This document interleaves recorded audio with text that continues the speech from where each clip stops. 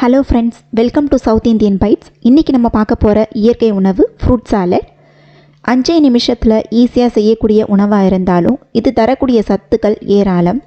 இப்படி சுவையும் சத்தும் அள்ளி தரக்கூடிய இந்த ஃப்ரூட் சாலட் எப்படி செய்யறதுன்னு வீடியோக்குள்ளே போய் பார்த்துடலாம் வாங்க. இந்த ஃப்ரூட் சாலட் செய்ய பழங்களை பொடி பொடியாக வெட்டாமல் வாயில் கடிப்படுற அளவுக்கு கொஞ்சம் பெருசாக வெட்டிக்கோங்க. முதல்ல ஒரு மிக்சிங் பவுல் எடுத்துக்கோங்க. அதில் ஒரு ஆப்பிள்,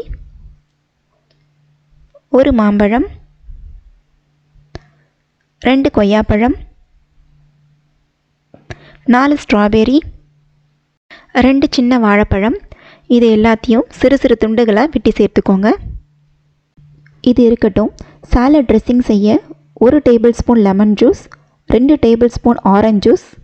இங்கே நான் ஜூஸ்னு சொல்கிறது சர்க்கரை பால் சேர்த்து செய்கிற அந்த ஜூஸ் கிடையாது, ஃப்ரெஷ்ஷான ஆரஞ்சு பழத்துலேருந்து எடுக்கிற சாறு. 1 டேபிள் ஸ்பூன் தேன்,